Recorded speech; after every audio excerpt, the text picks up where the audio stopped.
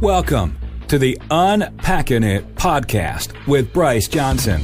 It's a show that unpacks sports, faith, and life with intriguing guests from the sports and entertainment world. Enjoy inspiring conversations and thought-provoking interviews. You'll hear stories from people that will inspire, challenge, and encourage you. Now, from the Unpacking It studios in Charlotte, North Carolina, uniting sports fans everywhere, here is Bryce Johnson.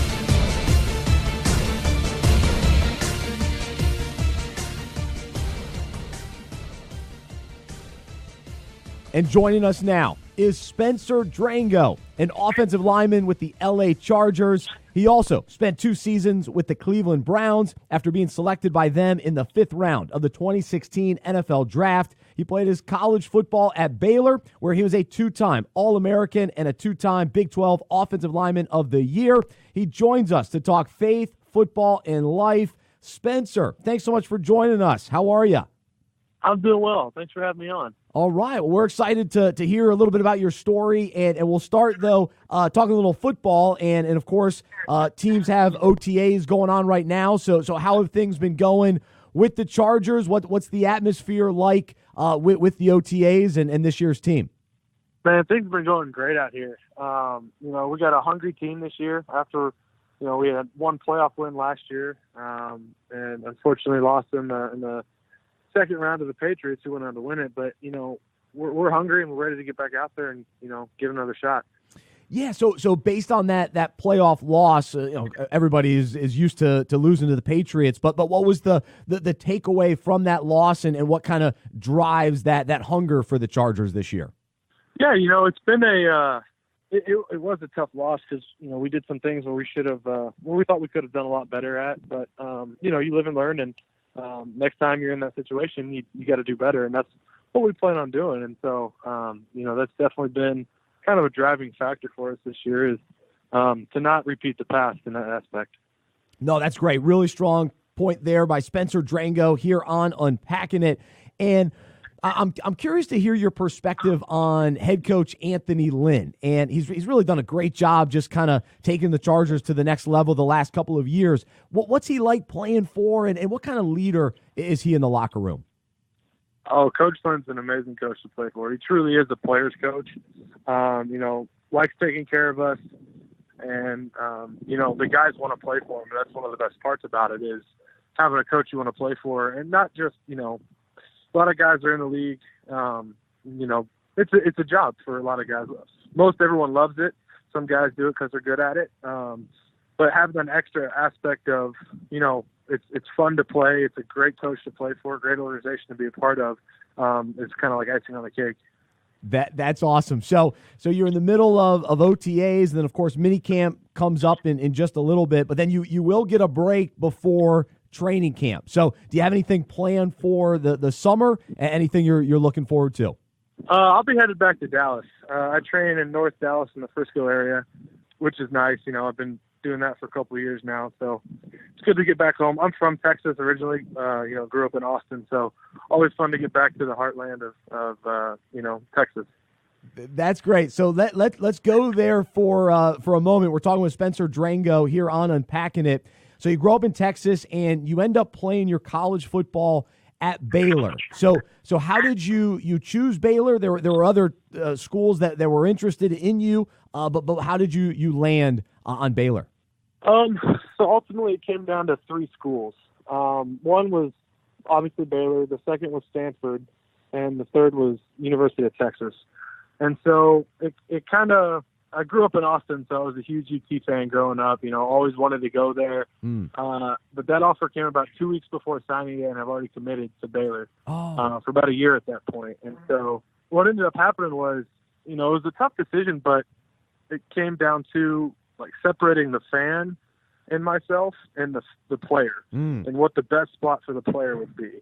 And it turned out to be Baylor, and the kind of the deciding factor for that was Baylor, UT and Stanford had already been at the top. They've already been national spotlight, national champs, won the the conference, and Baylor really hadn't. And so for me, it was more a part of being a part of building a tradition and not just jumping on with one. Not saying that's anything wrong with that, but for me, I just wanted to help, lay the foundation for a great tradition. Yeah, and you had a very successful career there, and so as you look back at those college years, not only on the field but off the field as well, what comes to mind as far as kind of takeaways or what kind of impact did those years have on you as a football player, but also as a man? As a football player, I mean, it was awesome. I was there for 5 years, and in my time there, we won 50 games, and so that's an accomplishment in itself right there. And so that itself was awesome. Yeah. But as a man, going to a Christian university was important to me. Faith is all through the university. You're required to take chapel if you go to Baylor, which is kind of fun, kind of cool. It's a good time to go to chapel there. And other religion classes are thrown in. The faith of the team was really strong. We had a great chaplain, Wes Erie, and also the leader of our FCA there, which I was pretty involved with as well. So just those things, being able to be around a group of guys that were like-minded, always strengthens faith. Before every game, we usually do like a prayer group. We get together, 30 minutes or so, kind of the night before a game, and just kind of go around and talk about people's prayer needs or whatever they needed. So it was a really good time, and got close with a lot of good people. That's awesome. Spencer Drango, our guest right now on Unpacking It, played his college football at Baylor and now as an offensive lineman with the LA Chargers. And so you talk about this, season of your life. You're in college and you're surrounded by like-minded people. How much of that have you now kind of taken into the NFL and incorporated the best you can as far as, surrounding yourself with those types of guys or bringing, the faith side of things into your football career? A little bit easier at a Christian school. So what has that transition been like for you into the NFL? It's actually been a really great transition. There's a lot of guys with faith on the team, and, we meet. We're actually right now there's probably 9 of us going through the book of John right now. So, just doing 4 chapters a week and just kind of unpacking it and seeing what's in there and learning from it. So it's been really cool. I mean, even at the Browns, we had Bible study every week. We had great chaplain, Robert Brooks at the Browns, and then here we got a great chaplain too. And it's been really, really, really cool just to be able to continue that faith walk in sports. Pretty all that I am to God. He blessed me with the abilities to do what I do, and I can't thank him enough for it. And he put me where I am today. So I can't, all glory to him. Amen. I'm right there with you. Well, it's cool to hear that you've been able to find, these opportunities and being able to find other teammates to go through John together is pretty sweet. So I love hearing that. But at the same time, just the overall step for you into the NFL, in what ways has being an NFL player challenged your faith, and then kind of specifically maybe what are some ways that it's actually grown your faith?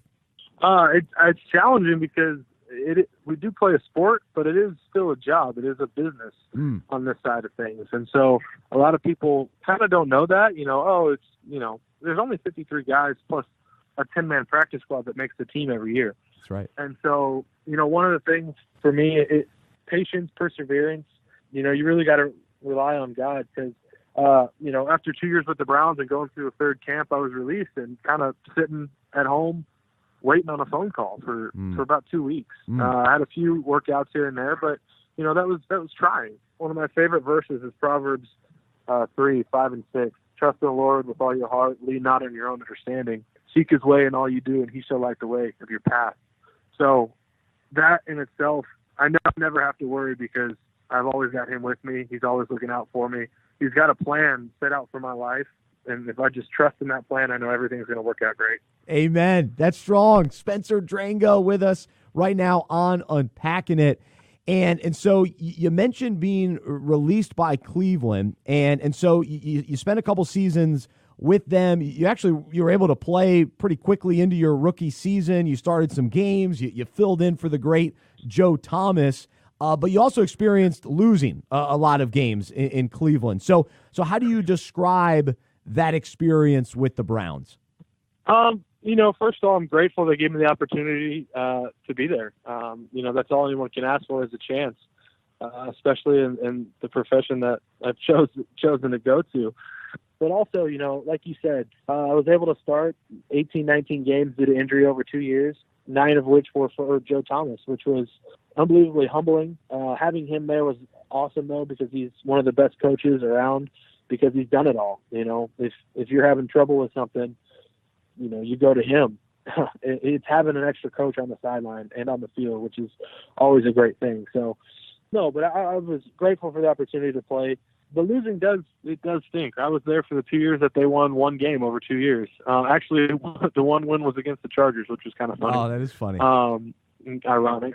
But perseverance was the main thing, especially coming out of high school where we won a lot of games. Coming out of Baylor, where, like I mentioned before, we won 50 games in 5 years. And so I wasn't used to losing. And I don't think you ever want to get used to losing. You want to use it as a motivator for sure. And that's what we all tried to do. And it was pretty... it's not like we wanted to lose. Everyone stuck together, which is something that was really cool to see as well. You didn't have anybody just kind of shut it down and blow off everything. Well, we've lost all these games, I'm just going to check out for the season. Everyone was, stuck to it and wanted to get that win and wanted to play. So, it was tough. But again, having those guys of faith around me and everyone going through the same thing and rowing the boat in the right direction made it a lot easier. Yeah, well, that's so cool to hear, and that's a good perspective, because even a lot of times we'll hear about the faith of a team that is having a ton of success, or when guys are going on a great run, and whether college football or the NFL or you name it, we'll hear those stories. But I'm just curious, here you are, 2 seasons with the Browns, only win 1 game, yet you say, hey, these guys stuck together. We had men of faith that were rallying around each other. How does that happen? And in some ways it's almost surprising to hear that, but then at the same time it's like, well, yeah, we trust God during the down seasons and the successful seasons of life, and that's why we're so thankful to have Jesus and to be able to rely on him. So I don't know, I'd love to hear even kind of more about that and just your experience with that. Yeah, no, it was a lot of the leadership of the team, which consequently were the spiritual leaders of the team as well. The guys who were leading the huddles were also the guys who were out there leading the prayer groups and the Bible studies and everything like that. So I think that went pretty close hand in hand, why we were able to stick together so well. And, part of it is everyone there was a competitor. No one wanted to lose. So do you want to snap the streak and keep playing to not get 0 wins? Unfortunately, we weren't able to do that my second year there, but it happens. And I think because of what happened and everything that's transpired to their since, I think they're in a much better spot. They've done excellent in the draft and free agencies over the last couple of years. So they're going to be a team to look out for in that AFC North. Absolutely. They're turning the corner. It appears to be the case. And so we're excited for you, though. Spencer Drango, offensive lineman with the LA Chargers. And after spending a couple seasons with the Browns, now he's been in LA. And so you've talked about your faith. I'm curious, at what point in your life did God become personal? And when did you really start to understand what it means to follow Jesus and pursue him in all areas of your life? Yeah, it's a great question. For me, I grew up in church, grew up Catholic, so going to church with my parents, sang a little bit in the choir. My mom was big in the choir. She still sings today at our home church. So, that was a big influence on me as well. But for me, it was probably my confirmation, because I was baptized when I was really little. That wasn't necessarily my choice. As I was growing up, it going to church and everything, it finally was like, all right, confirmation kind of was like, all right, this is your choice. What do you want to do? And so I was like, well, yeah, I want a relationship with God and Jesus. And so that's kind of what I pursued, And then from there, high school, furthered even more with FCA. I was a huddle leader in FCA. And so that was a huge part of my development as well in high school. Was just, I learned so much through FCA, going to camps, and just even in the small groups and huddles that we had, was just a really good chance to be around in fellowship. That's awesome. Very cool. Spencer Drango, our guest right now on Unpacking It. And so then as far as kind of this season of your life, what has God been teaching you or revealing to you, or what have you been maybe focusing on most recently? For me, it is still patience and just uncertainty. You know, you have to trust in the Lord with all your heart, and you have to do it daily, honestly, because it could be you're here one day and gone the next, not just in life, but in football. So, you know, you could be bouncing around from team to team to team and finally find a spot that fits. So you just have to have patience and perseverance as well. So it seems like an easy lesson to learn, but it's one that just takes time, and you got to just keep going back to it every day, you know, for sure. And, you know, every time you step on the field, it's a blessing. That's right. You know, you're not guaranteed another breath on this earth, but you're not guaranteed another play on the field. And you hope you can pick your own end. Is ultimately the career goal of a football player, is deciding when you want to finish and not having that decided for you. Just trusting that even if it does happen, you know, even if it does end when I don't want it to, that it's all for a reason and a plan. And it's tough to go through sometimes, you know, because you don't want it to, but it's not really up to you most times.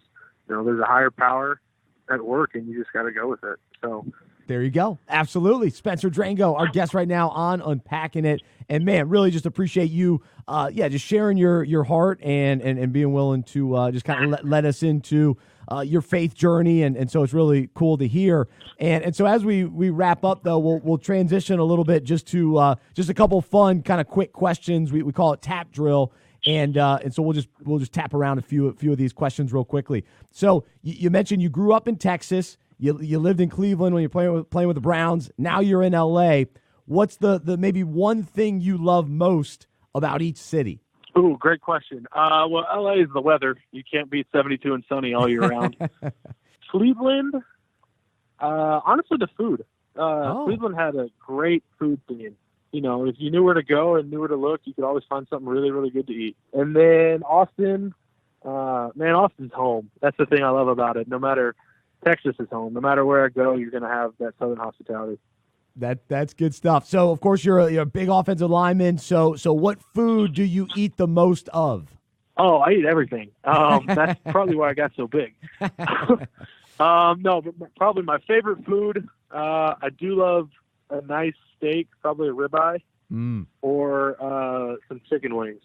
Nice. Very delicious. Yeah, those two. So who was your favorite athlete growing up?